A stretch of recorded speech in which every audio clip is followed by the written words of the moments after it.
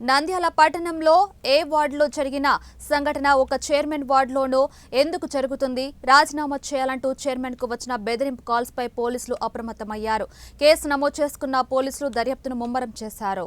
కాబట్టి as a routine గా నేను వార్డు చుట్టుపక్కల చేసే సంఘటనలు అవి కొద్ది మార్పులు చేర్పులు జరిగాయి కదా అని చెప్పి రొటీన్ విజిట్ కి వెళ్లేసరికి అక్కడ కొందరు టీడీపీ ఇన్ఛార్జ్ అని చెప్పి నాయకులు అని చెప్పి ఉన్నారు.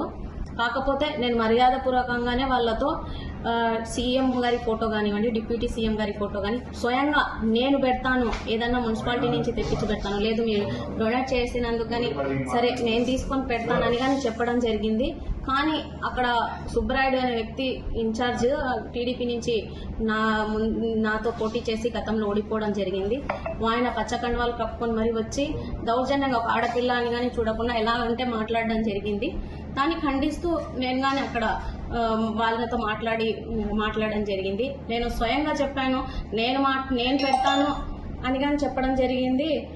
సీఎంది నాకు కానీ సీఎంఏ, డిప్యూటీ సీఎంఏ నేనే పెడతాను, దానికి ఏం మా సీఎం మా ప్రభుత్వం అని చెప్పడం జరిగితే నేను కానీ చెప్పాను, మాకు కానీ సీఎంఏ, ఈయన డిప్యూటీ సీఎంఏ, నాకు కానీ తెలిసి నేను స్వయంగా పెడతానన్నా ఆయన వల్గర్గా చీరుస్తాను, 3 నెలల్లో నేను ఇల్లు ఖాళీ చేపిస్తాను అని మాట్లాడడం జరిగింది. దాన్ని నేను ఖండిస్తూనే గట్టిగా మాట్లాడాను. దాంట్లో నేను ఒకటే ఇక్కడున్న ఎమ్మెల్యే గారిని కానివ్వండి, మైనార్టీ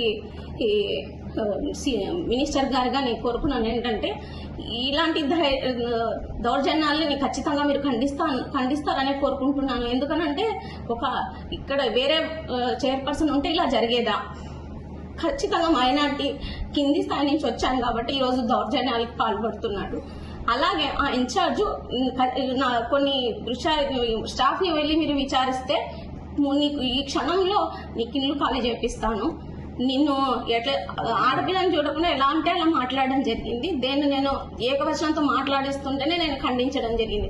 కొద్దిసేపట్లోనే ఎంతమంది అనంటే శివశంకర్ యాదవ్ ఇలా ఎంతో మంది చుట్టుపక్కల వాళ్ళు దాదాపు 60 మంది వచ్చి నా మీద దాడి చేయడానికి దౌర్జన్యంగా రావడం జరిగింది. ప్రధానంగా వివాదానికి కారణం ఏమి మేడం? అక్కడ నేను వెళ్లేసరికి 4-5 మెంబర్స్ ఉన్నారని చెప్పారు కదా, ఫొటోస్ పెట్టాలి మేము అని అన్నారు. నేనే పెడతాను స్వయంగా అని చెప్పడం కానీ జరిగింది. నువ్వెవరు, ఇప్పుడు నుంచి ఇది నా వార్డు, నా సచివాలయము అని అన్నారు. దానివల్ల గొడవ స్టార్ట్ అవ్వడం జరిగిందండి. నేను దాన్ని వ్యతిరేకించడం వల్ల వాళ్ళు నన్ను టార్గెట్ చేసి దౌర్జన్యానికి దాదాపు 50 నుంచి 60 మంది నా పక్కన ఉన్న వాళ్ళని కానీ కొడుక విడక అని చెప్పి వల్గర్గా మాట్లాడుతూ ఆడపిల్లని చూడకుండా నా మీదకే పైకి మీరు ఇప్పుడే వాళ్ళే పెట్టిన దృశ్యాలు కానీ ఉన్నాయి. దాంట్లో చూస్తే వాళ్ళు ఎంతమంది ఉన్నారు, నేను ఒక్కదాని మీద ఎలా వస్తున్నారో చూడండి. నా మీదకి కానీ నా భర్త మీదకి కానీ రావడం జరిగింది.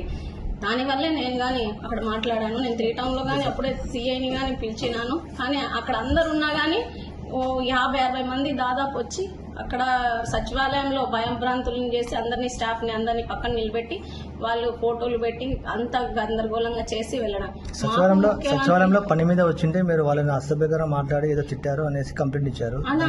నేను ఎప్పటికీ నేను నిజంగా చెప్తున్నా, ఎప్పుడు అల్లాని ఖచ్చితంగా నమ్ముతాను. అల్లా సాక్షిగా వాళ్ళతో నేను అసభ్యంగా కానీ ఏ పని మీద కానీ వాళ్ళు రాలేదు. ఓన్లీ అక్కడ దౌర్జన్యం చేయడానికే వచ్చినారు. నేను ఆ అల్లా సాక్షిగానే చెప్తున్నాను. వాళ్ళు వచ్చి నన్ను ఏకవచనంతో తిట్టడం స్టార్ట్ చేసింటే నేను దాన్ని గట్టిగా వాదించడం జరిగింది. వాళ్ళు తిడుతుంటే తిట్టి వెళ్ళండి అని చెప్పి ఏ ఆడపిల్లకు ఉండదు కదన్న. అలాగే నేను వాళ్ళకు గట్టిగా సమాధానం ఇవ్వడం జరిగిందే తప్ప అక్కడ నేను వాంటెడ్ గా వాళ్ళు ఏదో పని మీద వస్తే నేను తిట్టడం అనేది చెప్పిన అదంటే అబద్ధాలన్న. వాళ్ళు ఆల్రెడీ అక్కడ దాదాపు 10 మంది దాకా ఉన్నారు. 5-6 మంది నుంచి వచ్చి 10 మంది దాకా అయ్యారు. 60 మంది దాకా వచ్చి నా మీద కొట్టడానికి దౌర్జన్యంగా పాల్పడ్డారు. దీన్ని మంత్రి గారు కానీ ఖండిస్తారని, దీన్ని అరికడతారని నేను ఆశిస్తున్నాను.